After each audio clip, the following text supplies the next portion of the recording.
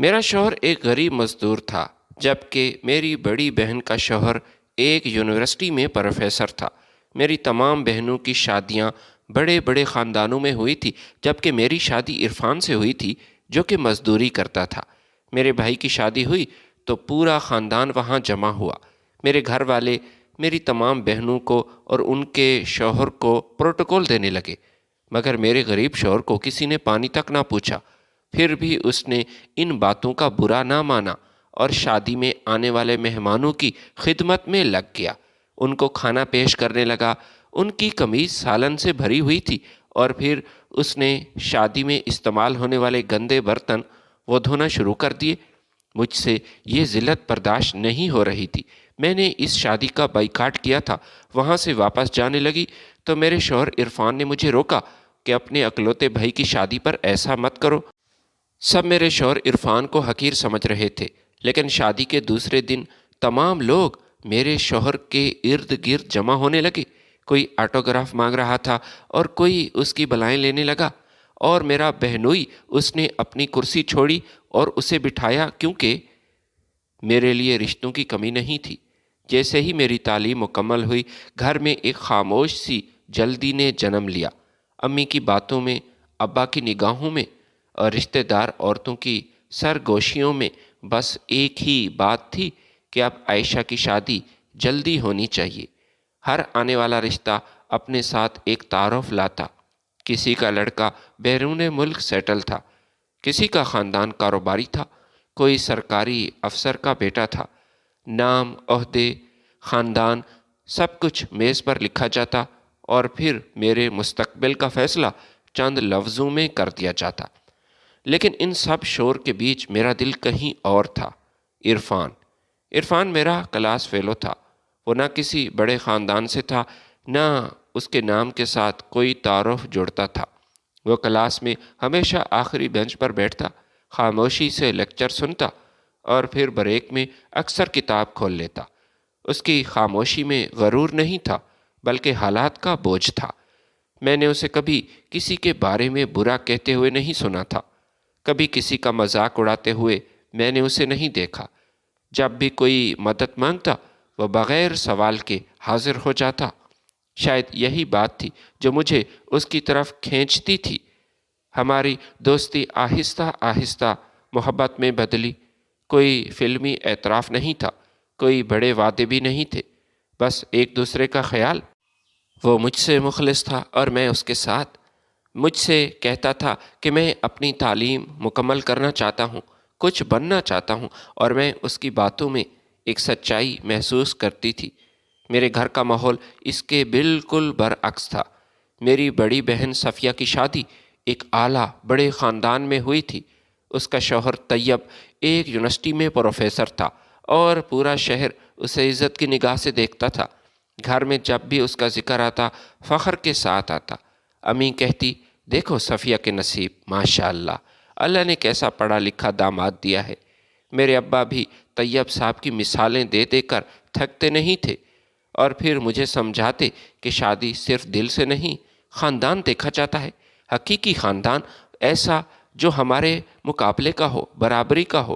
اس لیے جب بھی میں نے ایک دن ہمت کر کے کہا کہ میں عرفان سے شادی کرنا چاہتی ہوں، تو گھر میں خاموشی چھا گئی۔ ابا نے مجھے غور سے دیکھا، جیسے پہلی بار دیکھ رہے ہوں، پھر آہستہ سے بولے، کیا تمہیں عرفان کے خاندان کے بارے میں کچھ پتہ ہے؟ یہ سوال میرے دل میں تیر کی طرح لگنے لگا۔ میں نے سچ کہا کہ مجھے سب معلوم نہیں، لیکن میں معلوم کر لوں گی۔ میں نے عرفان سے پوچھا۔ وہ لمحہ آج بھی مجھے یاد ہے۔ اس کی آنکھوں میں ایک پرانا درد ابھر آیا تھا۔ اس نے دھیمی آواز میں کہا کہ میں تم سے کچھ نہیں چھپاؤں گا۔ میرے والدین کا انتقال ہو چکا ہے۔ میں اس وقت 10 برس کا تھا۔ میں یتیم ہوں، میرے چچا نے مجھے پالا ہے، میں انہی کے گھر میں بڑا ہوا ہوں۔ اس کی بات سن کر میرے دل میں ہمدردی بھی تھی اور احترام بھی۔ اس نے اپنی زندگی کی حقیقت بغیر کسی بناوٹ کے میرے سامنے رکھی تھی۔ اس نے مجھے اپنے چچا سے بھی ملوایا تھا۔ وہ ایک سادہ سے انسان تھے، اور وہ سبزی فروش تھے، محنت کش، آنکھوں میں شفقت لیے ہوئے۔ میں نے گھر آ کر سب کچھ اپنے والدین کو وہی بتایا جو کہ عرفان نے مجھے بتایا۔ یہ سن کر تو ابا کا چہرہ سخت ہو گیا تھا۔ امی نے افسوس سے سر ہلایا، نہیں بیٹی، ایسا ممکن نہیں۔ چند دن بعد میرے والدین نے عرفان کے چچا سے بھی ملاقات کی۔ وہ ملاقات رسمی تھی، ٹھنڈی تھی، دل سے خالی تھی۔ جب وہ لوگ واپس آئے تو مجھے اندازہ ہو گیا کہ فیصلہ تو ہو چکا ہے۔ ابا نے مجھے اپنے پاس بٹھایا اور پیار سے مجھے سمجھانے لگا، بیٹی، تیری عمر اتنی نہیں، تو نہیں سمجھتی اپنے بارے میں کیا ٹھیک ہے کیا غلط، تو اپنی زندگی تباہ کر دے گی۔ میری ساری بیٹیوں کی شادیاں اعلیٰ خاندان میں ہوئیں۔ میں تیرے لیے ایک پڑھا لکھا بڑے خاندان کا لڑکا دیکھ رہا تھا، مگر اگر تم نے فیصلہ کر لیا ہے تو میں ایک باپ ہونے کے ناطے تمہارے ساتھ زبردستی نہیں کروں گا، لیکن یہ بتانا چاہوں گا کہ ہماری اس میں کوئی خیر خواہی اور کوئی بھلائی نہیں۔ ہمیں وہ لڑکا پسند نہیں۔ ان کے فیصلے میں اجازت کم، ناراضگی زیادہ تھی۔ میری شادی سادگی سے ہوئی، نہ کوئی بڑا حال تھا، کوئی دکھاوا نہیں تھا، بس چند قریبی لوگ اور میں عرفان کے ساتھ رخصت ہوئی۔ جاتے ہوئے مجھے محسوس ہوا کہ میری بہنیں جو اب اعلیٰ خاندانوں کا حصہ تھیں، وہ دل ہی دل میں طنزیہ مسکرا رہی تھیں کہ اس لڑکی نے کون سی بے وقوفی کی۔ عرفان ایک کرائے کے گھر میں رہتا تھا، چھوٹا سا گھر، محدود سامان، بڑے خواب۔ وہ ایک ہوٹل میں ویٹر تھا اور ساتھ ساتھ تعلیم بھی حاصل کر رہا تھا۔ میں نے کبھی اس کے چہرے پر شکایت نہیں دیکھی تھی۔ وہ تھکا ہوا آتا، مسکرا کر بات کرتا اور اگلے دن پھر محنت کے لیے نکل جاتا۔ مجھے لگتا تھا کہ محبت سب کچھ سہ سکتی ہے، لیکن مجھے یہ اندازہ نہیں تھا کہ اصل امتحان ابھی شروع ہوا ہے، اور یہ میرا فیصلہ صرف ایک شادی نہیں بلکہ پورے سماج کے لیے ایک جرم بن چکا ہے۔ شادی کے بعد زندگی یکدم بدل گئی۔ نہ وہ کشادہ گھر تھا جس میں میں پلی بڑھی تھی، نہ ہی وہ سہولتیں جن کی میں عادی تھی۔ عرفان کا ایک کرائے کا چھوٹا سا گھر تھا، ایک تنگ سی گلی میں تھا، جس کے دروازے پر ہمیشہ مٹی جمی رہتی تھی۔ اندر داخل ہوں تو ایک چھوٹا سا کمرہ اور ایک کچا اور ایک غسل خانہ، یہی ایک کچن تھا، بس یہی ہماری دنیا تھی۔ شروع کے دنوں میں میں نے خود کو سمجھایا کہ یہ سب وقتی ہے، محبت کے ساتھ سب آسان بھی لگتا ہے۔ میں صبح اٹھ کر گھر سمیٹتی، عرفان کے لیے ناشتہ بناتی اور اس کے جانے کے بعد گھر میں خاموشی چھا جاتی۔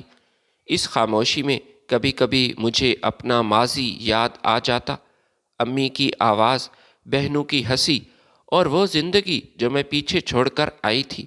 عرفان ہوٹل میں ویٹر تھا۔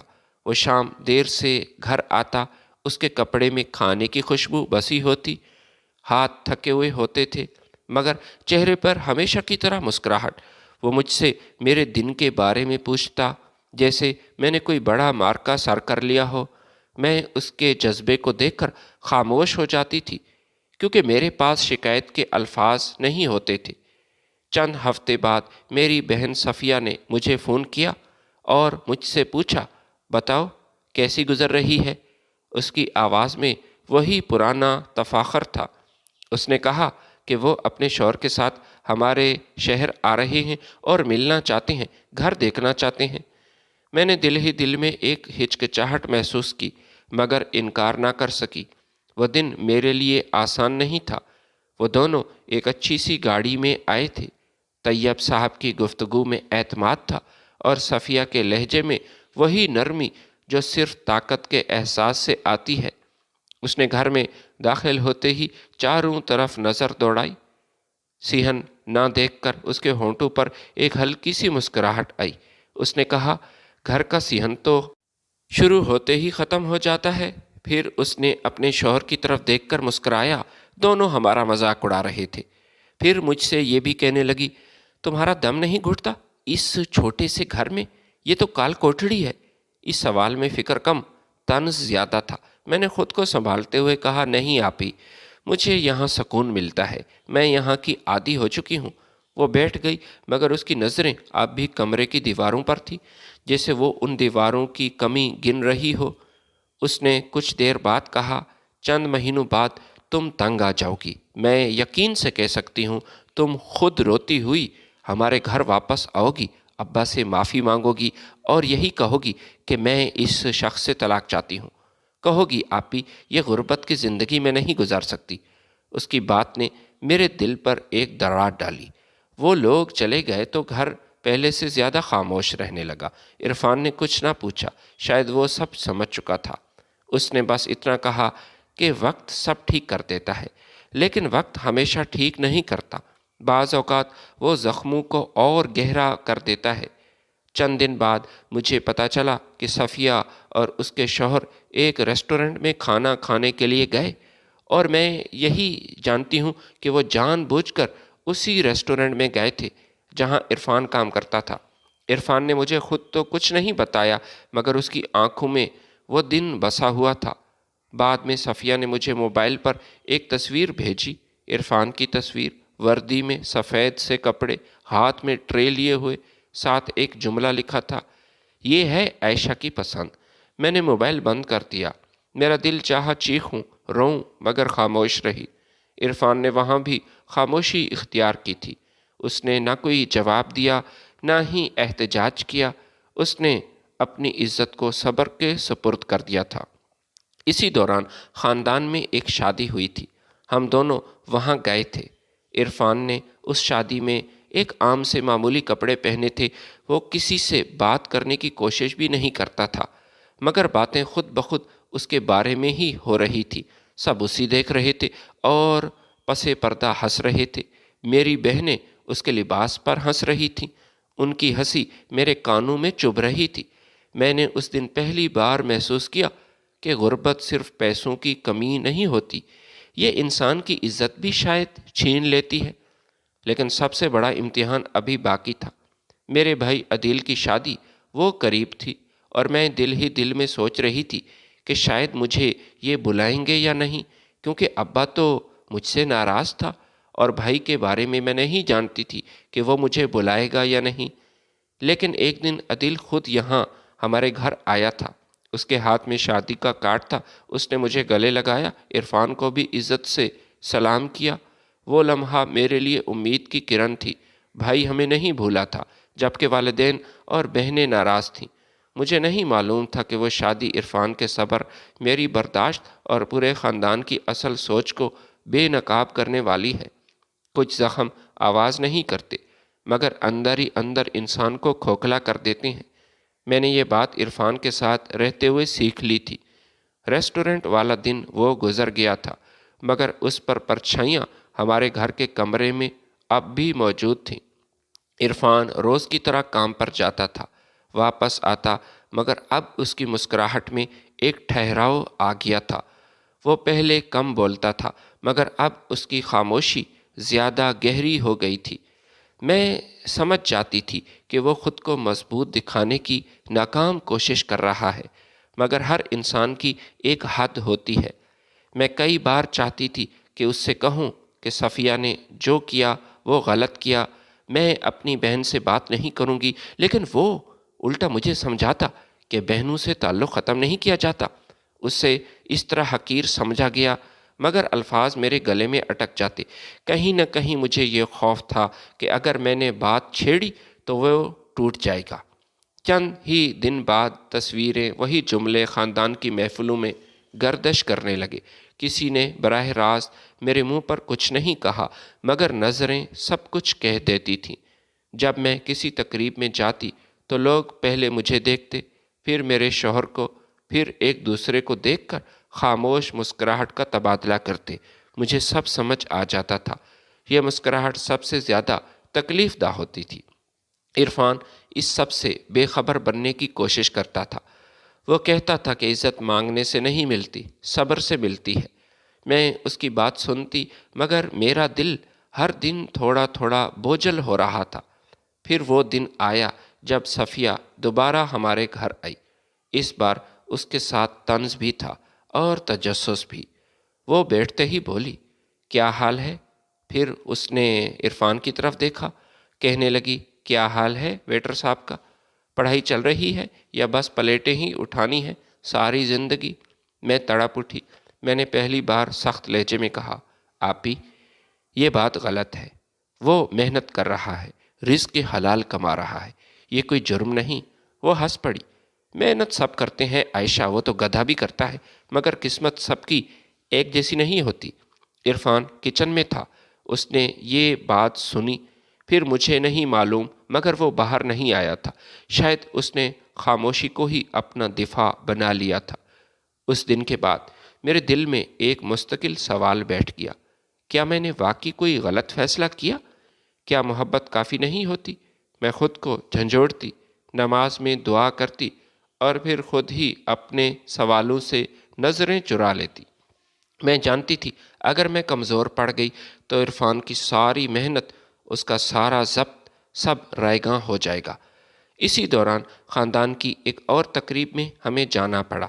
عرفان نے ایک بار پھر سادہ لباس پہنا، اس کے کپڑے صاف تھے مگر مہنگے نہیں تھے۔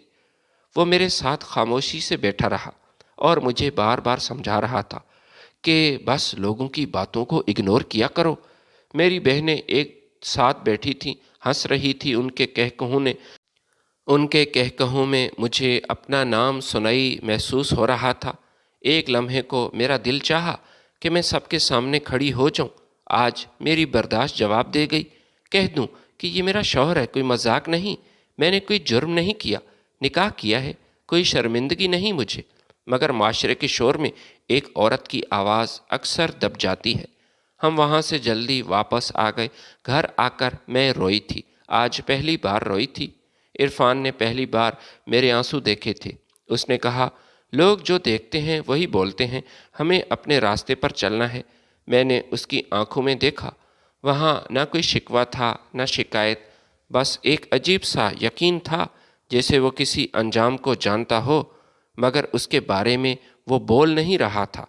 میں نہیں جانتی تھی کہ وہ یقین کہاں سے آ رہا ہے، بس اتنا میں ضرور جانتی تھی کہ حقارت کے یہ سائے ہمارے پیچھے پیچھے چل رہے ہیں اور ان سے بچنا وہ آسان نہیں، لیکن شاید ہر سایہ کسی نہ کسی روشنی کی خبر بھی دیتا ہے، اور وہ روشنی بہت جلد ہمارے دروازے پر دستک دینے والی تھی، ایک ایسے انداز میں جس کا میں نے کبھی تصور بھی نہیں کیا تھا۔ وقت گزر رہا تھا مگر میرے دل میں ایک بوجھ سا جمع ہو گیا تھا۔ میں جس گھر سے آئی تھی وہاں رشتے دعاؤں سے بندھے تھے، مگر اب مجھے لگنے لگا تھا کہ وہ رشتے اصل میں ترازو پر رکھے جاتے ہیں، جس کے پلڑے میں دولت، عہدہ اور نام ہونا ضروری ہو، اور وہی بھاری سمجھا جاتا ہے جس میں دولت ہو، نام ہو، عہدہ ہو، جیسے کہ پروفیسر صاحب۔ امی کبھی کبھار فون کر لیتی، ان کی آواز میں وہ اپنائیت نہیں تھی جو پہلے ہوا کرتی تھی۔ وہ زیادہ تر صفیہ اور دوسری بہنوں کے حالات بتاتی کہ وہ کہاں گئی ہیں، کہاں دعوت تھی، کس نے انہیں تحفہ دیا، کس محفل میں پروفیسر صاحب کو کتنی عزت ملی۔ عرفان کا ذکر وہ ایسے کرتی جیسے کوئی غیر ضروری بات ہو۔ ایک دن امی نے کہا، عائشہ اگر کبھی مشکل ہو تو بتانا، مگر ضد چھوڑ دینا بھی کوئی بری بات نہیں۔ میں خاموش رہی۔ میں امی کا یہ اشارہ سمجھ چکی تھی۔ میں جانتی تھی امی آج بھی اسی بات کا انتظار کر رہی تھی کہ میں اسے چھوڑ کر، اس سے طلاق لے کر گھر واپس آ جاؤں۔ میں جانتی تھی کہ ان کے لفظوں میں ہمدردی کم اور مشورہ زیادہ تھا، اور وہ مشورہ دراصل واپسی کا تھا۔ کچھ عرصہ بعد صفیہ اور دوسری بہنیں گھر آئیں۔ اس بار ان کے ساتھ تحفے کم، سوالات زیادہ تھے۔ وہ بیٹھیں، چائے پی اور پھر باتوں باتوں میں اصل موضوع پر آ گئی۔ عرفان کی پڑھائی کہاں تک پہنچی؟ ابھی بھی ہوٹل میں کام کر رہا ہے؟ کب تک ایسے چلے گا؟ کیا تم برداشت کرو گی؟ ہر سوال میرے دل پر ایک ایک کر کے کیا گیا وزن تھا۔ پھر صفیہ نے وہ بات کی جس نے مجھے اندر سے ہلا دیا۔ اس نے کہا، دیکھو عائشہ، ہم تمہارا برا نہیں چاہتے تھے، نہ کل اور نہ آج ہم تمہارا برا چاہیں گے۔ ہمارے گھر کے دروازے تمہارے لیے بند نہیں۔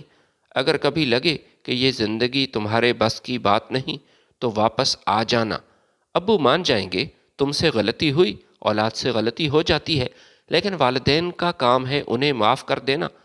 میں نے پہلی بار صاف لفظوں میں جواب دیا، میں نے یہ زندگی خود چنی ہے اور میں خوش ہوں۔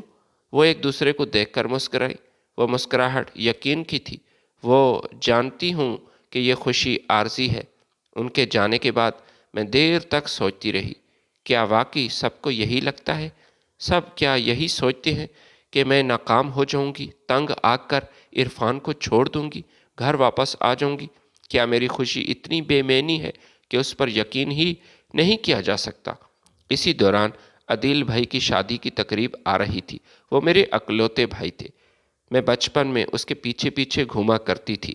ہم میں صرف 2 سال کا فرق تھا۔ مجھے یقین نہیں تھا کہ وہ مجھے اپنی شادی میں بلائیں گے یا نہیں، کیونکہ ابا اور میری ماں وہ دونوں ہم سے ناراض تھے۔ میں خود کو ذہنی طور پر اس کے لیے تیار کر رہی تھی کہ شاید مجھے نظر انداز کیا جائے میرے شوہر کی وجہ سے۔ لیکن ایک دن دروازے پر دستک ہوئی۔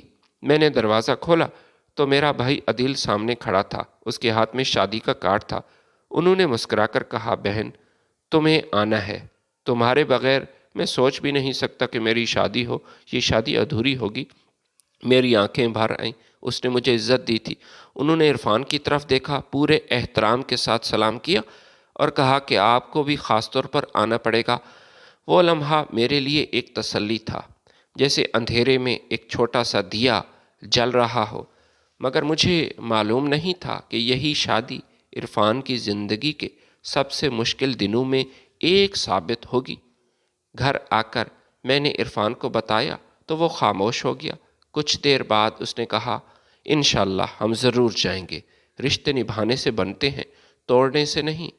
اس کی بات میں سادگی تھی، مگر میں اس کی سادگی کے پیچھے چھپے طوفان کو محسوس کر رہی تھی۔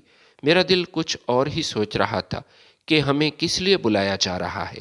کیا ہمیں پہلے سے زیادہ ذلیل کرنا تو نہیں چاہتے؟ میں جانتی تھی وہاں ہمیں کس نظر سے دیکھا جائے گا، کس طرح تولا جائے گا اور کس طرح نظر انداز کیا جائے گا۔ اس رات میں دیر تک جاگتی رہی۔ میرے ذہن میں صرف ایک ہی خیال بار بار آ رہا تھا کہ رشتے اگر ناپے جائیں تو انسان کہاں کھڑا رہتا ہے۔ میں نہیں جانتی تھی کہ وہ شادی صرف ایک تقریب نہیں بلکہ ایک آئینہ ہوگی جس میں پورا خاندان اپنی اصل شکل دیکھنے والا تھا، اور اس آئینے میں سب کچھ واضح ہونے والا تھا۔ بھائی کی شادی کا دن آخر آ ہی گیا۔ میں کافی ایکسائٹڈ تھی، عرفان بھی خوش تھا۔ ہم نے اس دن کے لیے بہت سوچا تھا کہ میں کیا پہنوں، کیسے جاؤں، اور سب سے بڑھ کر یہ کہ عرفان کو کس نظر سے دیکھا جائے گا، کیا وہاں عرفان کو عزت دی جائے گی یا نہیں۔ میں جانتی تھی یہ صرف ایک شادی نہیں بلکہ ہمارے صبر، ہماری عزت اور ہمارے انتخاب کا امتحان تھا۔ عرفان نے سادہ مگر صاف کپڑے پہنے تھے۔ اس نے خود کو سنوارنے کی پوری کوشش کی تھی، جیسے وہ ثابت کرنا چاہتا ہو کہ وہ کسی سے کم نہیں ہے، وہ پڑھا لکھا لڑکا ہے۔ میں اس کی آنکھوں میں ایک خاموش تیاری دیکھ رہی تھی، جیسے وہ پہلے ہی سب کچھ قبول کر چکا ہو جو ہونے والا ہے۔ ہم شادی ہال میں پہنچے۔ ہال روشنیوں سے جگمگا رہا تھا۔ بڑے بڑے فانوس، قیمتی پردے اور ہر طرف خوشحال لوگوں کی بھیڑ تھی۔ میرے بھائی کے کافی دوست تھے اور ابا نے بڑے بڑے لوگوں کو اس شادی میں دعوت دی تھی۔ جیسے ہی ہم اندر داخل ہوئے، مجھے محسوس ہوا کہ کچھ نظریں فوراً ہماری طرف اٹھیں اور پھر نظریں چرا لی گئیں۔ میری بہنیں اپنے شوہر کے ساتھ نمایاں جگہوں پر بیٹھی تھیں۔ صفیہ کے شوہر پروفیسر طیب سب کی توجہ کے مرکز تھے۔ ان کے کپڑے، ان کی پرسنالٹی، سب واہ واہ کر رہے تھے۔ لوگ ان کے پاس آ کر بیٹھتے، مشورے کرتے، ان سے باتیں کر کے انہیں اچھا لگ رہا تھا، جیسے شادی انہی کی ہو۔ امی بار بار ان کے پاس جا کر حال پوچھتیں، ان کے لیے خود پانی لے کر آتیں، پنکھا بھی ان کے لیے اسپیشل چلا ہوا تھا۔ میں یہ سب دیکھ رہی تھی۔ عرفان ایک طرف خاموشی سے بیٹھ گیا۔ نہ کسی نے اس کا حال پوچھا، نہ کسی نے پوچھا کہ وہ کون ہے، کہاں سے آیا ہے۔ کوئی اس سے ملنے کے لیے نہیں آیا تھا، جیسے وہ موجود ہی نہ ہو۔ میں نے دل میں کئی بار چاہا کہ یہ کیا ہو رہا ہے، کسی سے کہوں کہ یہ میرا شوہر ہے، آپ ایسے کیسے کر سکتے ہیں، مگر الفاظ میرے اندر دب گئے۔ کھانے کا وقت آیا۔ مہمانوں کو قطار میں بٹھایا گیا۔ خاص مہمانوں کے لیے الگ انتظام تھا، جس میں میرے سارے بہنوئی شامل تھے۔ میری بہنوں اور ان کے شوہروں کو عزت دار طریقے سے بٹھایا گیا، پلیٹیں لگائی گئیں۔ بار بار پوچھا کہ اور کیا چاہیے، کسی چیز کی کمی تو نہیں۔ لیکن عرفان وہ اپنی جگہ پر بیٹھا رہا، کسی نے اس کی طرف مڑ کر نہ دیکھا۔ میرے اندر غصے کی لہر اٹھی۔ میں نے اس کا ہاتھ پکڑا اور دھیمی آواز میں کہا، چلیں یہاں سے، اب ہمیں جانا چاہیے۔ جہاں آپ کی عزت نہیں وہاں میں کیسے رہ سکتی ہوں؟ میں وہاں نہیں رہ سکتی۔ اس نے میرا ہاتھ آہستہ سے تھام کر کہا، یہ تمہارے بھائی کی شادی ہے، ایسے جانا مناسب نہیں۔ اس کی آواز میں نہ غصہ تھا نہ شکوہ، بس تحمل تھا۔ پھر وہ لمحہ آیا جس نے میرے دل کو چیر دیا۔ عرفان اٹھا اور مہمانوں کے لیے کھانا پیش کرنے لگا۔ وہ پیٹرز کے ساتھ جا کر پلیٹیں اٹھانے لگا، سالن ڈالنے لگا، میز صاف کرنے لگا۔ کسی نے اسے روکا نہیں، کسی نے پوچھا نہیں، سب نے یہی کہا کہ وہ عملے کا حصہ ہے۔ میں اسے دیکھتی رہی۔ اس کے کپڑوں پر سالن کے چھینٹے تھے، اس کے بال بکھرے ہوئے تھے، پسینے سے شرابور تھا۔ وہ جھکا جھکا سا سارے کام کر رہا تھا جیسے ہی اس کے لیے پیدا ہوا ہو۔ کچھ لوگ ہنس رہے تھے، کچھ ایک دوسرے کو کوہنیاں مار رہے تھے کہ دیکھو عائشہ کے شوہر کو کیسا پاگل بنا ہوا ہے۔ کوئی کہہ رہا تھا، یہ تو ویٹر ہی لگتا ہے، یہاں بھی اسے یہی کام اچھا لگتا ہے اور یہ اپنے شوق سے کر رہا ہے، کسی نے مجبور تو نہیں کیا۔ بس سب باتیں کر رہے تھے۔ میرے لیے وہ شادی ایک تماشا بن گئی تھی اور ہم اس تماشے کا حصہ تھے۔ مگر سب سے تکلیف اس بات پر ہوئی کہ عرفان خاموشی سے یہ سب سہ رہا تھا۔ اس نے ایک بار بھی میری طرف دیکھ کر شکایت نہیں کی تھی۔ میری بہن صفیہ نے جب اسے دیکھا، اس کے کپڑے سالن سے بھرے ہوئے تھے اور وہ مزدوروں کی طرح کام کر رہا تھا، تب وہ میرے پاس آئی اور پھر کہنے لگی، دیکھا یہ ہے تمہارے شوہر کی اصلیت، اسے یہی کام سوٹ کرتا ہے اور اسے یہ کام کرنے میں سکون ملتا ہے، بغیر کہے ایسے ہی کام کر رہا ہے۔ کیا ایسا کرنے سے یہ ہمیں متاثر کرے گا؟ بالکل نہیں، وہ ہمارے خاندان کا حصہ نہیں بن سکتا۔ میں نے آپی سے کہا، آپ شرم کریں، ایسی کیسی باتیں کر رہی ہیں؟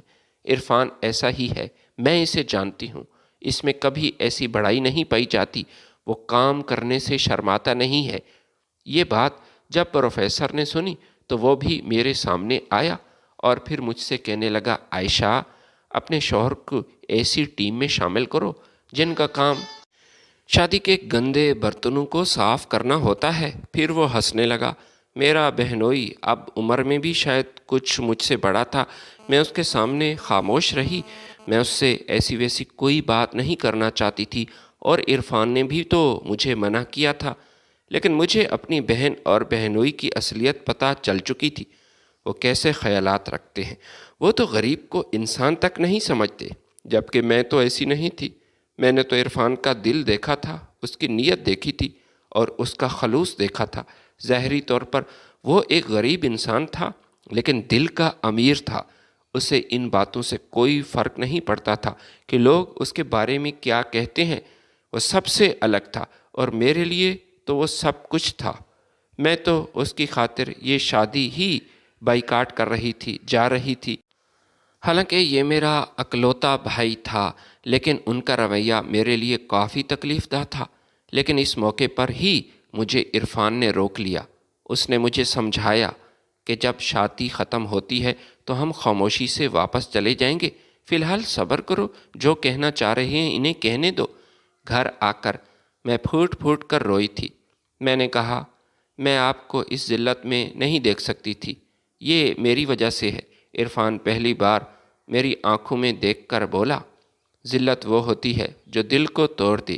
یہ سب تو بس وقت تھا، یہ امتحان کا وقت تھا۔ اس رات مجھے نیند نہیں آئی تھی۔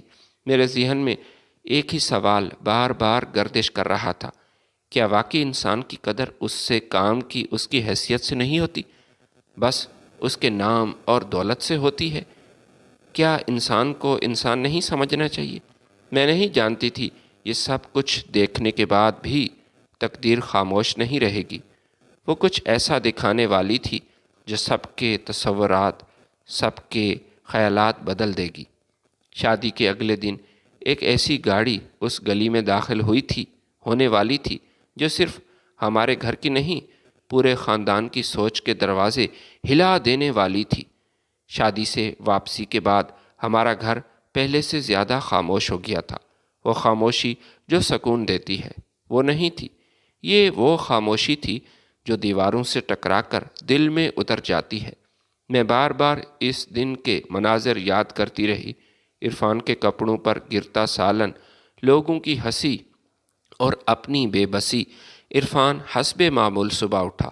اس نے نہ کل کی بات چھیڑی، نہ ہی اس کے چہرے پر کسی قسم کا غصہ تھا، پشیمانی تھی، نہ کسی سے شکایت۔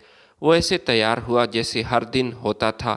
میں اسے دیکھتی رہی اور سوچتی رہی کہ کوئی انسان اتنا مضبوط کیسے ہو سکتا ہے، یا شاید اتنا مجبور۔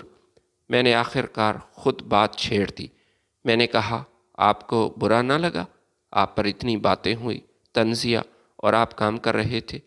اس نے ایک لمحے توقف کیا، پھر کہا، برا تو لگا، مگر اگر میں وہاں غصہ کرتا تو کیا فائدہ ہوتا؟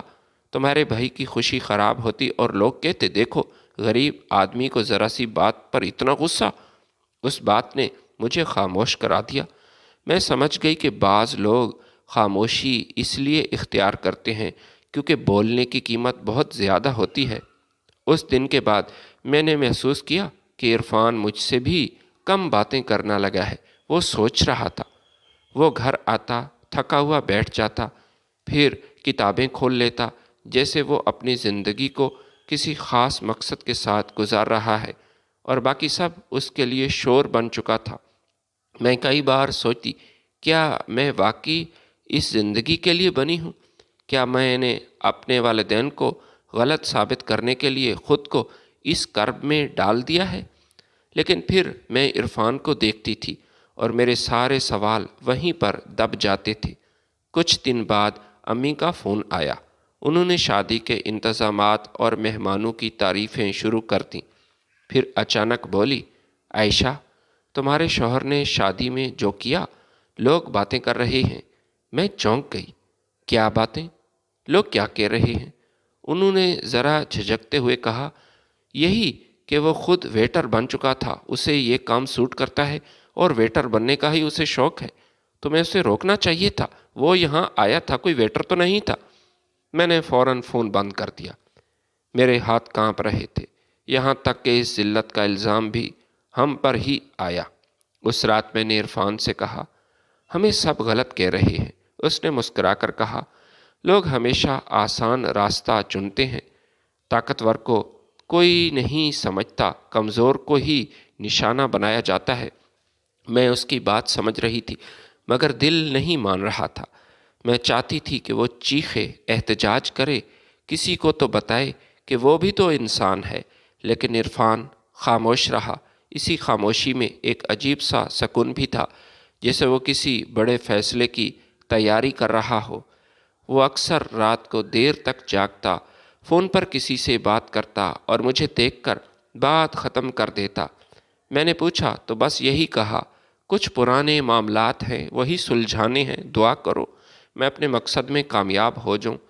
میں نے زیادہ سوال نہیں کیے، شاید اس لیے کہ میں خود بھی جوابوں سے ڈرتی تھی۔ شادی کے دن بعد محلے میں ایک عجیب سی بے چینی محسوس ہونے لگی۔ لوگ ایک دوسرے سے کچھ پوچھتے، نظریں ہمارے گھر پر ٹھہر جاتیں، پھر آگے بڑھ جاتے۔ مجھے کچھ سمجھ نہیں آ رہا تھا کہ یہ کیا ہو رہا ہے۔ ایک رات عرفان نے مجھ سے کہا کہ کل کا دن مختلف ہوگا۔ میں اس سے پوچھنے لگی کہ کل کیا ہوگا؟ کل کا دن کیسے مختلف ہو سکتا ہے؟ حیرت سے پوچھ رہی تھی۔ اس نے بس اتنا کہا کہ بس صبر کرو، آج کی رات، یہ ہر چیز کی ایک قیمت ہوتی ہے، اور وقت پر ادا بھی ہو جائے تو سب کچھ بدل جاتا ہے۔ میں ساری رات کروٹیں بدلتی رہی، حالانکہ وہ سکون سے سو رہا تھا۔ میرے دل میں خوف تھا اور تجسس، کل کیا ہونے والا ہے؟ ایسی کون سی بات ہے جو مجھے ابھی تک نہیں بتائی گئی؟ مجھے نہیں معلوم تھا کہ اگلی صبح ہمارے گھر کے دروازے پر کیا کھڑا ہوگا، لیکن اتنا جانتی تھی کہ خاموشی کی جو قیمت ہم نے ادا کی تھی، اس کا حساب اب ہونے والا تھا، اور اب یہ حساب صرف ہمارے لیے نہیں، پورے خاندان کے لیے چونکا دینے والا ثابت ہونے والا تھا۔ اگلی صبح کچھ مختلف تھی۔ ہوا میں وہ معمول کی بے نیازی نہیں تھی۔ محلے کی گلی جیسے کسی انجانی آمد کی منتظر تھی۔ میں کچن میں ناشتہ بنا رہی تھی، مگر دل بار بار کسی انجان اندیشے کی طرف کھنچا جا رہا تھا۔ عرفان حسب معمول خاموش تھا، مگر اس خاموشی میں اب ایک ٹھہراؤ نہیں، ایک اعتماد بھی تھا۔ 10 بجے کے قریب اچانک گلی میں شور بلند ہوا۔ میں نے کھڑکی سے جھانک کر دیکھا تو میری سانس رک گئی۔ ایک بڑی سی چمکی ہوئی گاڑی ہماری تنگ گلی میں داخل ہو رہی تھی۔ ایسی گاڑی میں نے صرف تصویروں میں دیکھی تھی یا پھر ڈراموں میں، حقیقت میں تو نہیں دیکھی۔ اس کے پیچھے ایک اور گاڑی تھی اور 2 مضبوط جسم والے آدمی سیاہ لباس میں، شاید وہ ان کے باڈی گارڈ تھے۔ اس گاڑی کے آگے پیچھے ساری سیکیورٹی تھی۔ فل پروٹوکول کے ساتھ وہ گاڑی اس تنگ سی گلی میں داخل ہوئی۔ ارد گرد نظریں جمائے ہوئے لوگ حیران تھے۔ محلے میں اتنی بڑی گاڑی کبھی نہیں آئی تھی۔ محلے کے لوگ اپنے گھروں سے باہر نکل آئے۔ کسی نے سرگوشی کی، کسی نے سوالیہ نظروں سے دیکھا، یہ کون ہے؟ کسی نے موبائل نکال کر تصویر بنائی۔ وہ گاڑی آہستہ آہستہ ہمارے گھر کے سامنے رکی۔ میرا دل زور زور سے دھڑکنے لگا۔ میں نے عرفان کی طرف دیکھا۔ وہ بالکل پرسکون تھا، جیسے وہ اسی لمحے کا تو انتظار کر رہا تھا۔ اس نے دروازے کی طرف بڑھتے ہوئے بس اتنا کہا، ڈرنا مت۔ دروازہ کھلا۔ سامنے ایک باوقار شخص کھڑا تھا۔ درمیانی عمر کا تھا، سفید بال، چہرہ روب دار تھا، آنکھوں میں روب، چہرے پر عجیب سی شفقت۔ اس کے پیچھے ایک خاتون تھی، وہ بھی باوقار تھی، جن کے چہرے پر برسوں کی جدائی کا دکھ اور آنکھوں میں نمی صاف جھلک رہی تھی۔ عرفان نے آہستہ سے کہا، ابو۔ میری آنکھیں پھیل گئیں۔ وہ شخص آگے بڑھا، عرفان کو سینے سے لگایا، جیسے برسوں کا بچھڑا ہوا وجود واپس مل گیا ہو۔ میں حیران تھی، میں تو شاک میں تھی۔ عرفان نے مجھے بتایا تھا کہ وہ یتیم ہے، لیکن یہ ابو کس کو کہہ رہا ہے؟ کیا عرفان نے مجھ سے جھوٹ بولا؟ ایسے کئی سوالات میرے دماغ میں چل رہے تھے۔ وہ کہنے لگا، بیٹا معاف کر دینا، مجھے آنے میں دیر ہو گئی۔ میں یہ سن کر جیسے پتھر کی ہو گئی۔ اسی لمحے وہ خاتون آگے بڑھی اور مجھے غور سے دیکھا۔ ان کی آنکھوں میں ایک پہچان سی ابھری۔ انہوں نے میرے سر پر ہاتھ رکھا اور کہا، تم عائشہ ہو میری بچی؟ میرے ہونٹ لرزے۔ جی۔ وہ خاتون میری پھوپھو تھی، وہی جن کا ذکر کبھی گھر میں نہیں کیا جاتا تھا، وہی جنہیں خاندان نے برسوں پہلے اپنی پسند کی شادی کرنے کی سزا دی تھی اور اپنے گھر سے لا تعلق کیا تھا۔ خاندان سے اسے نکالا گیا تھا دھکے دے کر، اور پھوپھو کو خاندان سے نکالنے والا، لا تعلق کرنے والا کوئی اور نہیں تھا بلکہ ہمارا دادا تھا۔ دادا کی وفات کے بعد میرے والد نے بھی پھوپھو سے تعلق ختم کیا اور اپنے باپ سے وہ کیا ہوا وعدہ نبھایا اور ان کے بچوں کے ساتھ بھی کوئی تعلق نہ رکھا گیا۔ لیکن آج ہماری شادی کی وجہ سے یہ خاندان دوبارہ مل چکا تھا۔ میں اس بات سے ناواقف تھی کہ عرفان میرا پھوپھو کا بیٹا ہے۔ تھوڑی دیر میں ہی یہ خبر جنگل میں آگ کی طرح پھیل گئی۔ میرے والدین، میرے چچا، سب ہمارے گھر سامنے جمع ہو گئے۔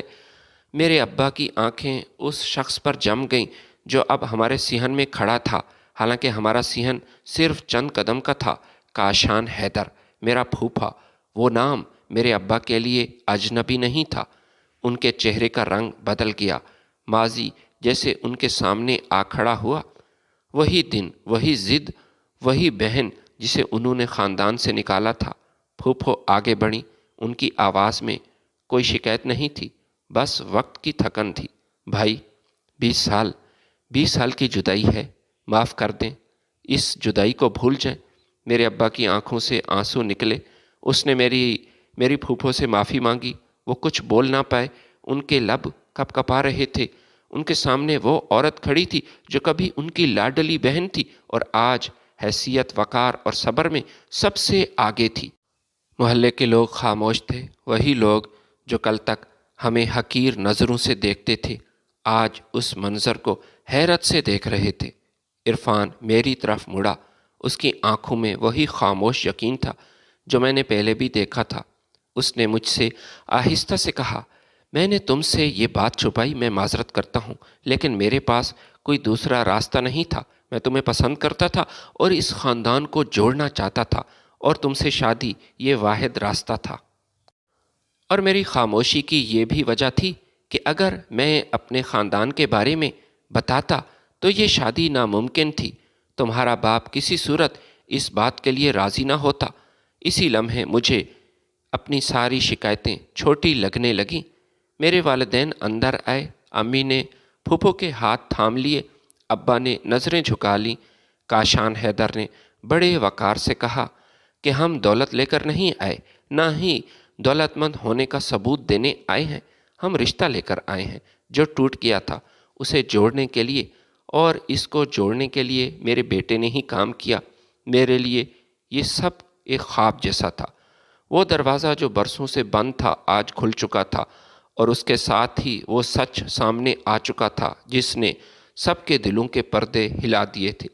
مگر یہ انجام نہیں تھا، یہ تو بس ابتدا تھی۔ ابھی پورا خاندان اپنی آنکھوں سے دیکھنے والا تھا۔ جو ہمیں حقیر سمجھتے تھے، جنہوں نے ہمارا مذاق اڑایا تھا، وہ اصل میں کون تھا؟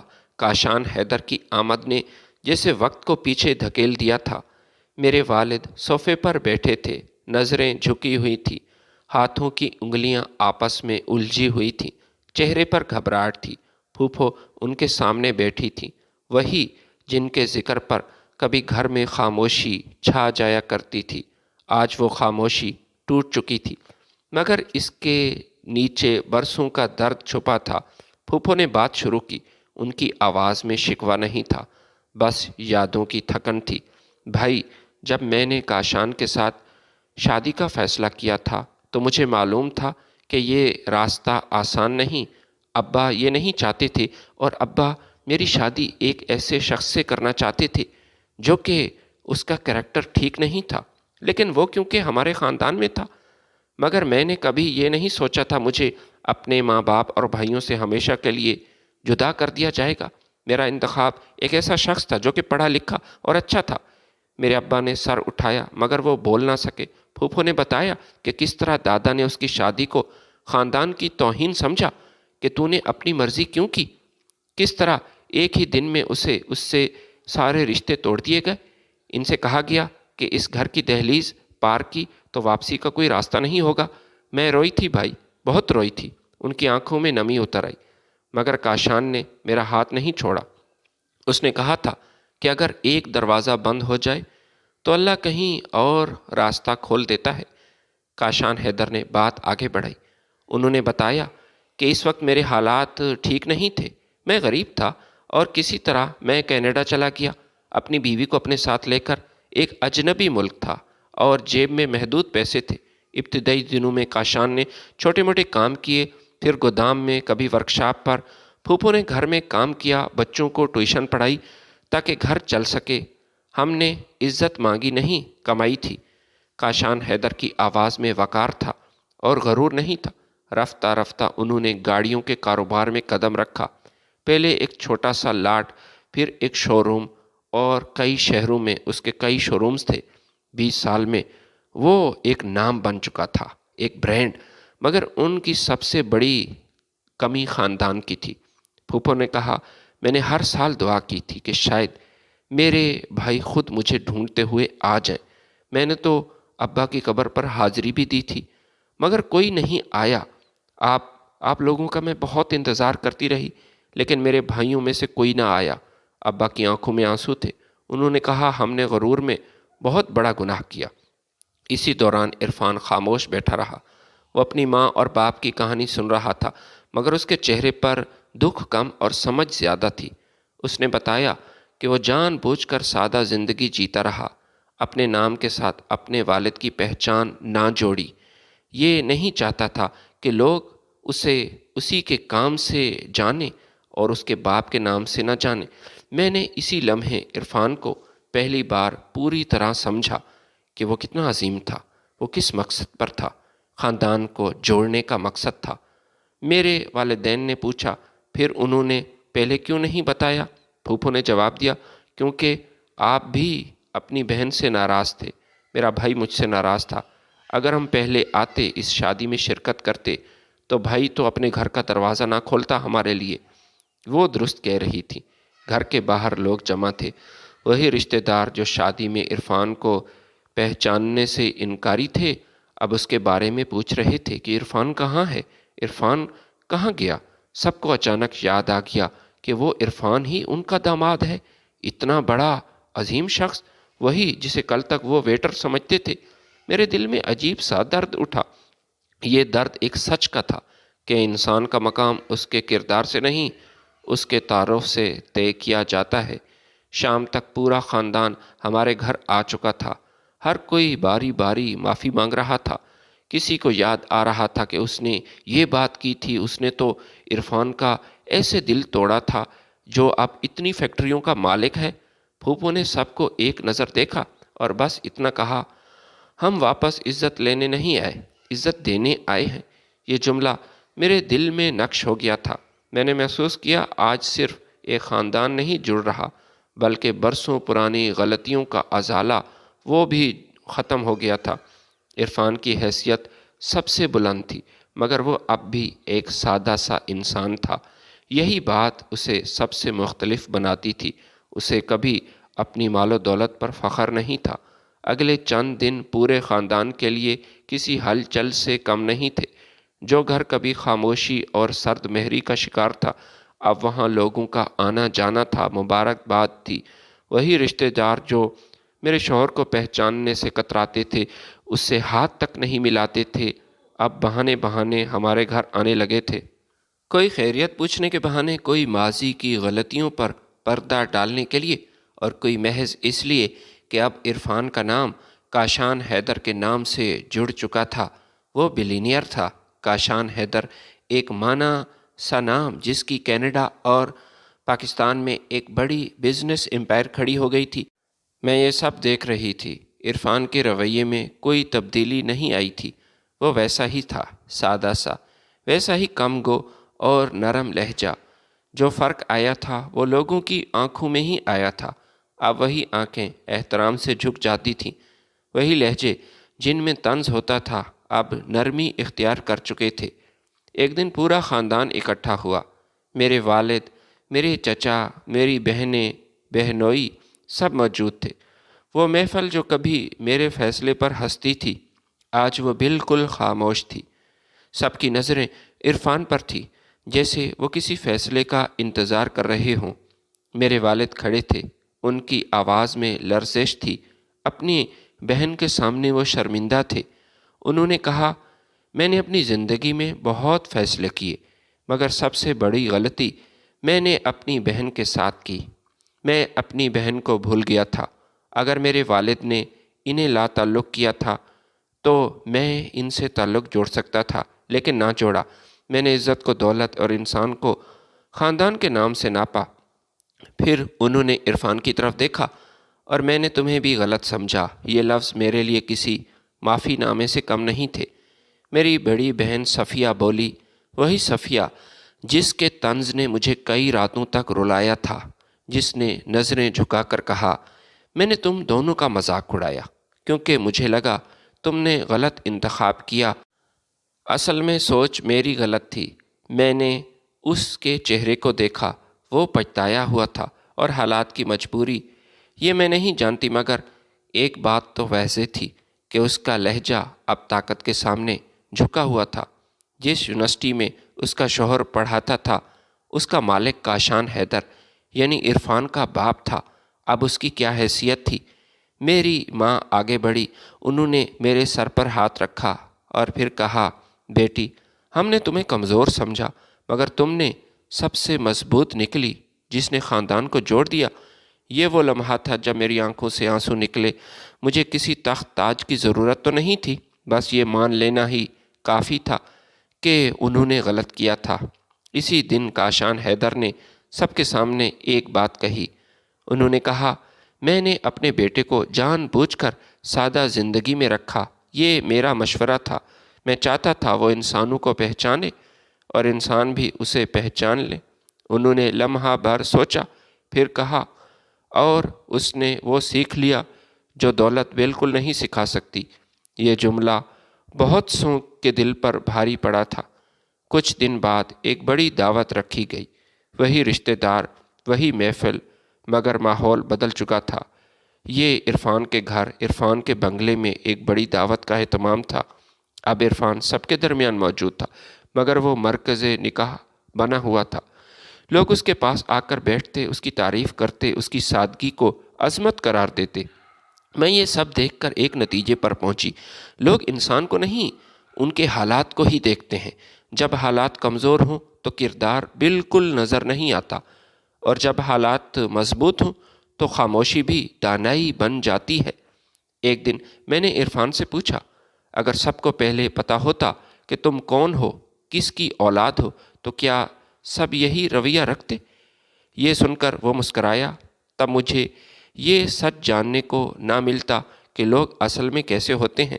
اس دن مجھے محسوس ہوا کہ اصل دولت پیسہ نہیں، وہ تو شعور ہے، انسانی شعور، اور اصل عزت وہ ہے جو انسان دوسروں کو دے، نہ کہ دوسروں سے وہ عزت مانگے۔ میرے والد نے پھوپھو کو سب کے سامنے خاندان کی بڑی ہونے کا درجہ دیا، اس سے معافی مانگی، اور وہی پھوپھو جو نکالی گئی تھی آج سب سے معزز تھی۔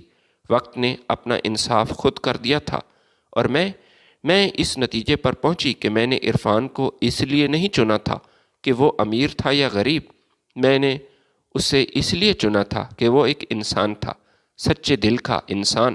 اور آج سب مان چکے تھے کہ انسان کی اصل پہچان اس کی دولت نہیں بلکہ اس کا ظرف ہوتا ہے۔ یہ کہانی صرف میری اور عرفان کی نہیں تھی، یہ اس سماج کی کہانی تھی جو جھکتا ضرور ہے مگر ہمیشہ صحیح جگہ پر نہیں، اور شاید سب سے بڑا المیہ یہی تھا اور سب سے بڑا سبق بھی یہی۔